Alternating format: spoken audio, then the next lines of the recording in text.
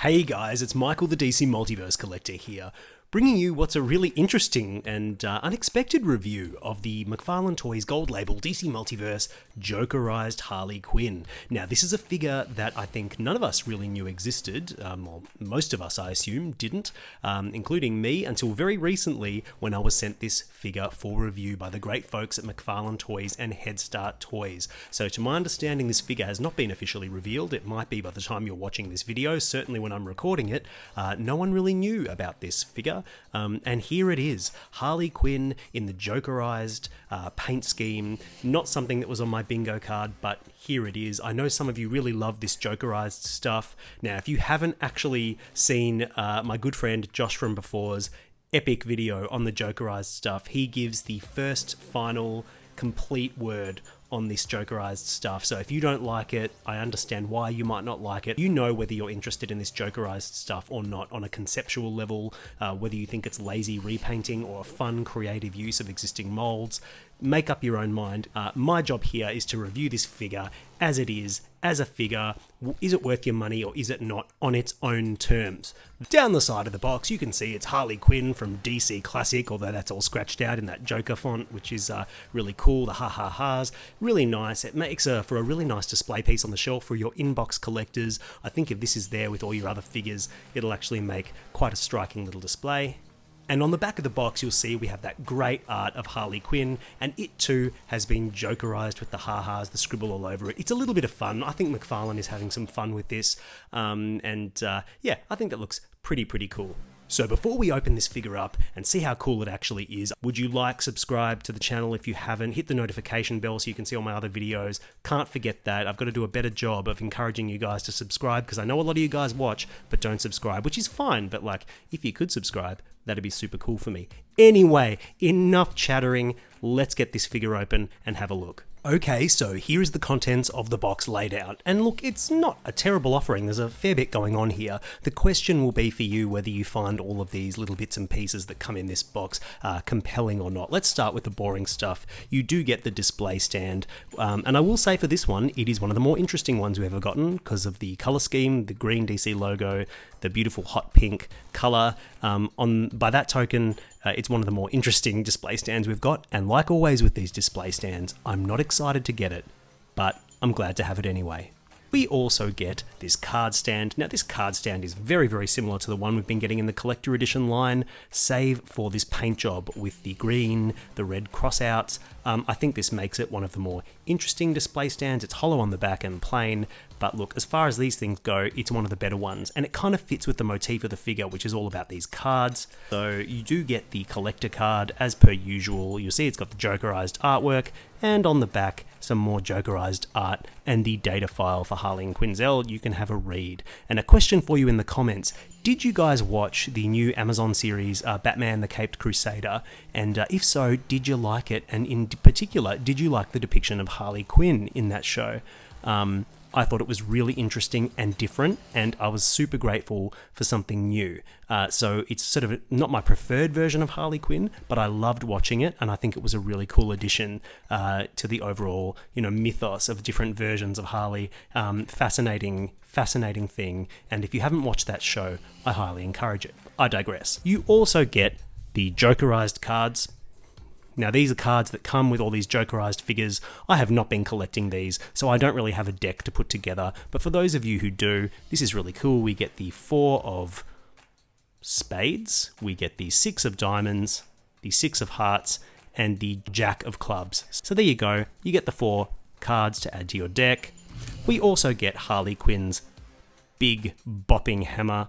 This is a really cool accessory. I love the sculpt work along the handle where it's wrapped. It's really nicely sculpted and painted, as is the actual mallet itself. It's got the little, the beautiful sculpt work of the wood there. It's got the paint, the wash, the face on it.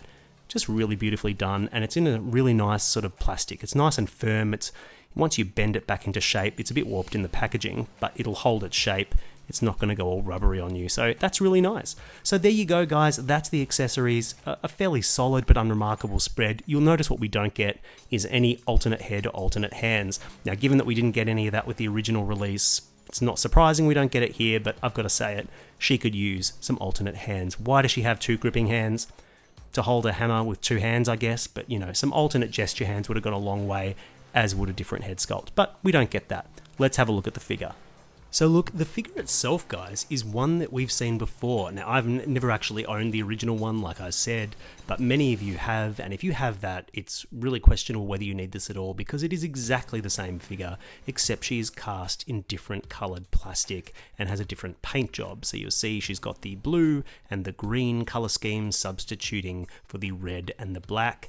It actually, in terms of a colour scheme for Harley Quinn, putting aside the sort of Jokerized label, in universe, if you would imagine her wearing this, it would actually fit. Like, this is in keeping with the Joker. I mean, Harleen Quinzel has sort of been Jokerized herself. She is a Jokerized character. She's a psychiatrist who has been Jokerized. So it's kind of a funny thing to Jokerize something that's already Jokerized, but this is a different, alternate, out-of-universe, collector-focused paint scheme. So it kind of won't make that much sense on your shelf, but I think if you put her next to the Joker, she'll look okay. It'll just look like an alternate look for Harleen Quinzel. The figure itself, like I said, it's pretty old, and you can see it in many ways. Look at these ball-jointed ankles. We've gone so far past that with sculpted ankles. These just look horrendous, and that's the one thing. When McFarlane reuses all these sculpts from yesteryear, I wish he would update the ankles. They have sculpted ankles now. How hard could it be to replace them and update them? I just think this really lets it down. I mean, they're functionally okay, but look how hideous they look. It's just a real shame. So that's something that brings the figure down. It was a problem when the figure was first released, and it's a problem now. But otherwise, like, it's an awkward Harley Quinn figure for me, because this is essentially a comic book based design, but it looks like her animated debut. It sort of looks like the animated series. Her head is big and, like, proportionately, she's cartoony. The head's big, the waist is tiny. It just doesn't work. Like, what is this? If it's an animated character, call it an animated character, but it's not. It's meant to be a comic book version, and it's just slightly awkward. Her proportions are just hugely exaggerated, and I like exaggerated comic book proportions, but this is obviously like next level in terms of what they've done here. So I think from a design and artistic standpoint, it was clear that McFarlane was still figuring out artistically what their line was going to be like. But if you treat her as an animated Harley Quinn, I think you'd be much happier. And, like, she's okay. She's pretty cool. The shoes, I like the shoes with their little winglets at the back. They're really, really nice. Nice to look at. I like the paintwork. Like, it's subtle, but it's crisp and clear. I like the frills around the wrists. Again, nice sculpt. A little bit of a wash applied to them to give them some depth there in all the frills. I like her collar. It looks nice. And the head sculpt. I'm not a huge fan of the facial expression, but technically speaking, it's very clean and crisp. And if they're going for a cartoon look, that's what it looks like. So, aesthetically, this is a really weird one to judge. Obviously, she's sculpted well in that regard. But aesthetically, it's hard to judge. Like, what are they going for? How can I judge this? What do I judge it against? Do I judge it against a cartoon look? Do I judge it against an animated look? I don't know. I think just looking at it as a figure on the shelf on its own, it'll look pretty cool. But as soon as you put her up against, like, a comic book look, I think she'll look a little bit awkward. That's just me. In terms of articulation, it's nothing you haven't seen before. It's the double-jointed legs that work still really well. They kick out that far, so not a full splits, but more than adequate. Ball-jointed, ankles, which will do all the things you want them to do, despite looking hideous. There is actually a fair degree of articulation at the waist. Look at that, on the ball peg. That far back, that far forward. That's really, really nice. The arms are really good.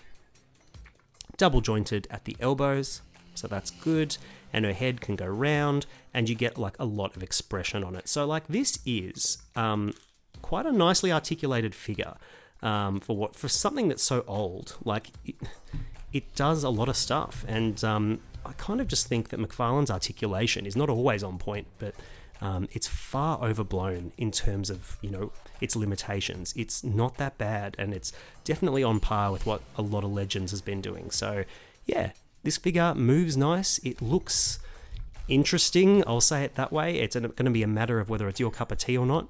Yeah, not a bad figure, not a great figure that everyone's going to be excited about. I think by now you know if you're in the bag for these Jokerized figures or not, and if you are, I think you're going to want to pick this one up. Because I think in terms of Jokerized figures, it can work both as a gimmick and also as a valid costume for Harley Quinn. So that is kind of nice to have a figure that's flexible in that way. So to kick off our comparisons, here we have the Jokerized Harley Quinn next to the Joker and Punchline 2-pack. And look, I think what you see here is some of the issues with this figure in terms of its art style and proportions. You'll see that artistically she doesn't really go with either Joker or Harley Quinn. She's clearly a more broad, cartoony look, and her head is way too big compared to the other characters, and her proportions are way too exaggerated. So she kind of doesn't really fit in, I would say. And I would also say that maybe she's just too big and tall. Like, her legs are too long, her arms are a bit long, her head's a bit large. She just isn't quite in scale. Not egregiously out of scale, but there's definitely something off. I think you could just about get away with having this be your sort of definitive or default Harley Quinn in your collection, but it won't be seamless, and I think it just really highlights the need for a classic comic book Harley Quinn in this line, or even an Arkham City Harley Quinn. You know, we just need, I think, a proper rendition of Harley. And McFarlane Toys, if you're listening, what's the hold up? What's the hold up? We're on maybe our 10th, 11th Joker figure, and we still haven't really got a proper comic book Harley, so I really hope we get one soon. And here you'll see I've subbed out the Joker and Punchline and subbed in Poison Ivy from Batman and Robin and Harley Quinn from Birds of Prey. Now, these two Harley Quinn figures couldn't be more different in terms of their inspiration, their source, their art style, their aesthetic, but I certainly like the Birds of Prey Harley a whole lot more, I've got to say. Much more ambitious figure, a lot more care taken with the sculpt and the paintwork. It's more my cup of tea and it fits in better with my collection. Having said that, if you like this cartoony broad look, you know, I'm sure this sort of more classic costume with the Harlequin outfit, the Jester outfit, will appeal to you, but that's what she looks like. And then, of course, we have Poison Ivy on the left, who's probably the best female figure McFarlane's ever released, one of the best figures in the line, and you can just see from a sculpt perspective, you know, she eats Harley's lunch. From a paint perspective too, she's just an overall better figure. But there you have it, Harley Quinn with Poison Ivy and Birds of Prey Harley. So this Jokerized Harley Quinn figure is a very tough figure to evaluate. It's a very old figure. We saw it 4 years ago. Nothing has changed except the paint job and a couple of new accessories. So it's not that exciting, but for those of you who buy into the Jokerized character concept, I think you'll really enjoy this one. It's really flexible in that it'll work as a standalone Harley Quinn in-universe in a purple and green costume, and it'll also work as the gimmicky Jokerized version of the figure.